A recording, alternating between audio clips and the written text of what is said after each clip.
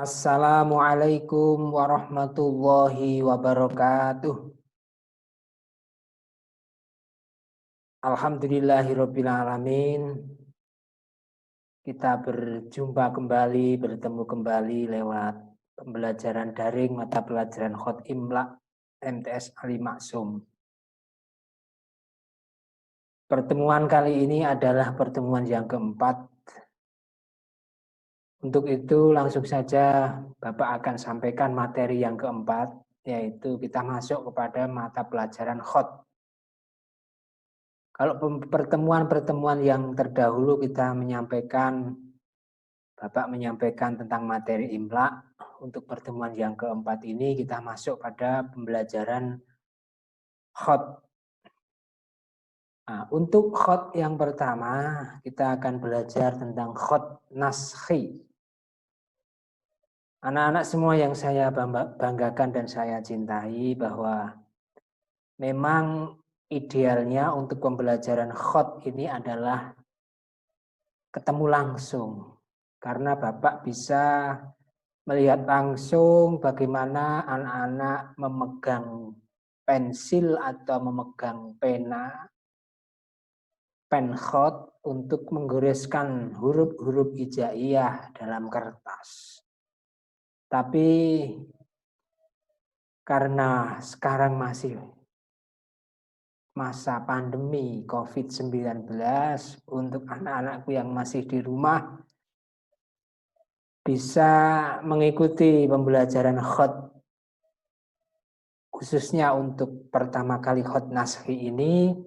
Semoga tidak kesulitan ya, cuman melalui media atau melalui online daring, tidak langsung ketemu Bapak di kelas. Tapi insya Allah untuk pertemuan-pertemuan selanjutnya besok kita sudah bisa ketemu di kelas, sehingga Bapak bisa menyampaikan atau bisa langsung menghadapi anak-anak semua, tahu bagaimana cara memegang pensil, kemudian menuliskan huruf-huruf hijaiyah dalam kertas. Baiklah, untuk pertama kali Bapak akan menyampaikan tentang Khot Naskhi. Anak-anakku semua, bahwa persiapan awal yang harus disiapkan oleh anak-anak untuk pelajaran Khot ini adalah, satu, disiapkan pena atau pensil khusus untuk menulis Khot. Pena Khot atau pen Khot. Kalau anak-anak sudah menyiapkan, yang mana gambarnya seperti yang ada dalam layar monitor itu, bisa anak perhatikan. Bentuk pen Khot itu memang berbeda dengan pensil yang biasa digunakan. Jadi bentuknya seperti dalam gambar itu. Jadi ada 3 macam gambar pensil Khot.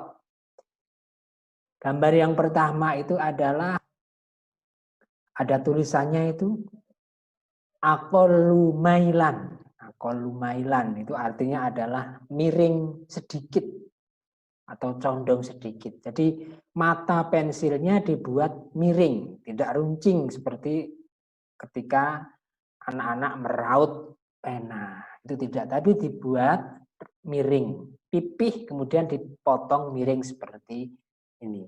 Ini yang pertama, ini akolumailan, jadi sedikit miringnya, agak lurus. Kemudian yang tengah, yang tengah itu aksarumailan, lebih banyak miringnya. Nah, lebih banyak miring. Di agak miringnya agak banyak, agak miring. Yang tengah. Kemudian yang pinggir ini ala istiqamatin wahidatin walaisa makusan. Garisnya lurus, jadi potongnya jangan sampai melengkung. Nanti memotong mata penanya ini anak-anakku bisa dilihat. Jadi dibuat seperti ini, kemudian dipotong lurus Ala istiqamatin wahidatin, dipotong yang lurus, jangan sampai menggelembung atau melengkung, cekung atau cembung, jangan sampai, nanti lurus biar nanti tulisannya itu bagus. Ini untuk pena. Baik, kita lanjutkan.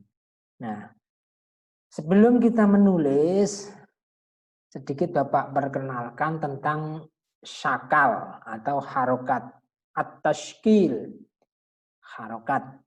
Nah, ini yang pertama di sini malah disebutkan awalan tashkilu khattis thulusi. Harokat khot sulus, tapi kita akan belajarnya pertama adalah khot naskhi. Ini yang di bawahnya ini.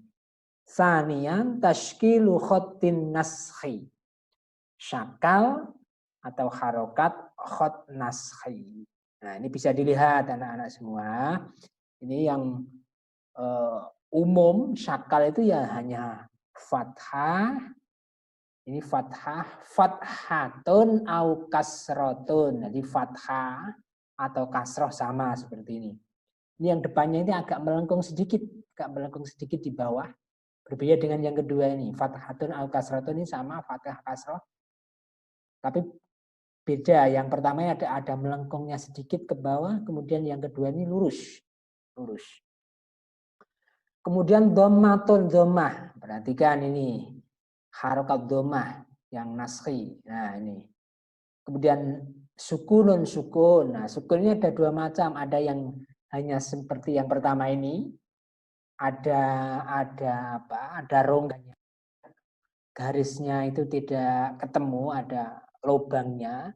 Kemudian sukun yang kedua, ini yang kedua, bulat seperti angka 5 dalam angka Arab, ini bulat. Jadi ada dua jenis sukun untuk harokat sakal khot naskhi. Kemudian syiddatun, syiddah atau tasydid, seperti ini bisa dilihat.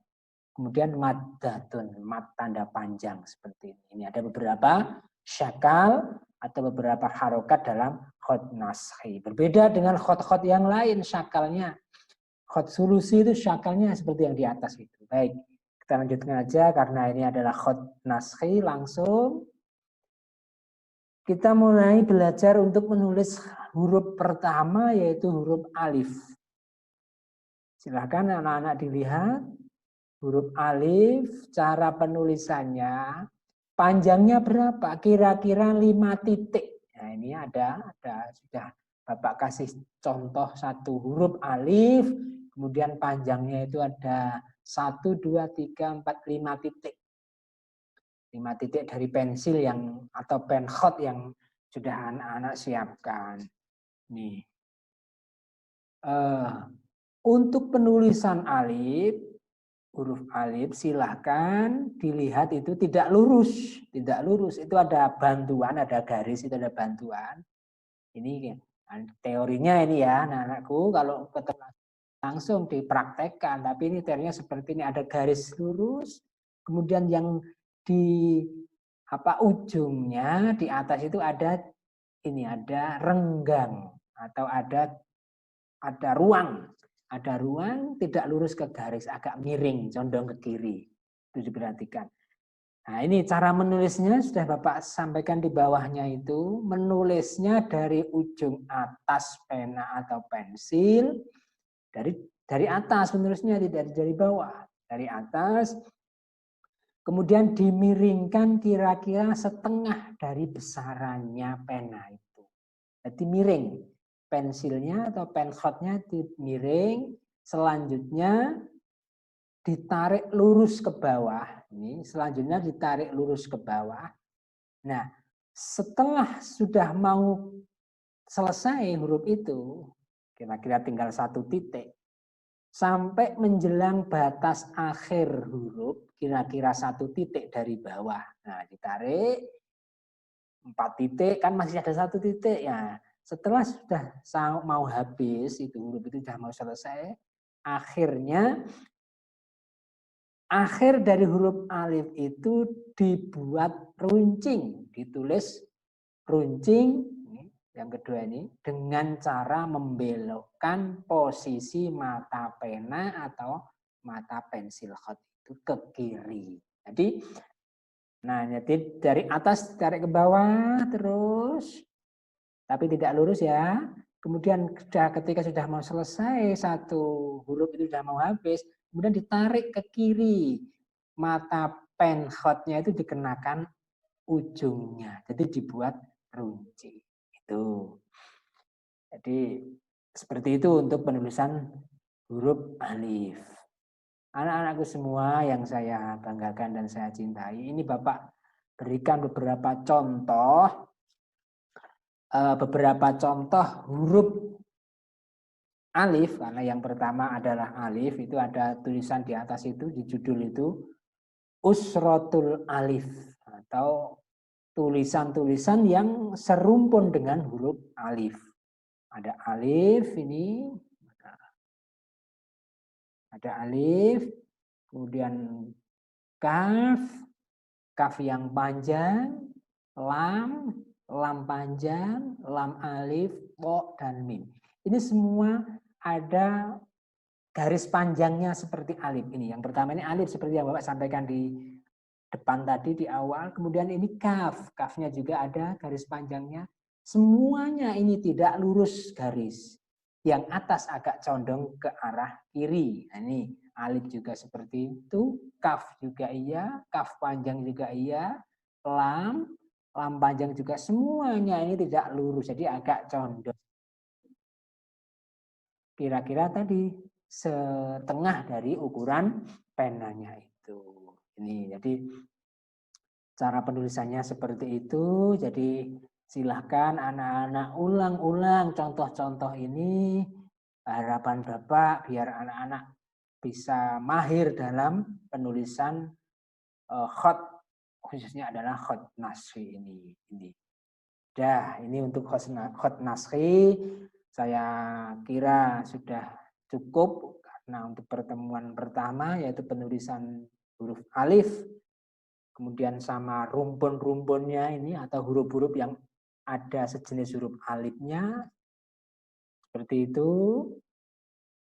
Karena model penulisannya sama, kemudian silahkan diulang-ulang.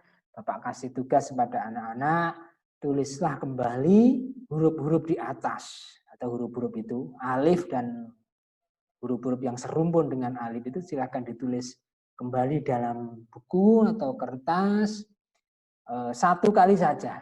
Itu sudah ada beberapa huruf, silahkan ditulis seperti contoh itu, kemudian bisa dikirim lewat Google Classroom. Baik, untuk pertemuan yang pertama untuk mata pelajaran khot atau khot nasri kita cukupkan sampai di sini. Insya Allah kita lanjutkan untuk pembelajaran khot pada pertemuan yang selanjutnya. Mari untuk pertama untuk pelajaran khot ini kita tutup dengan bacaan hamdalah. Alhamdulillahirabbil alamin. Assalamualaikum warahmatullahi wabarakatuh.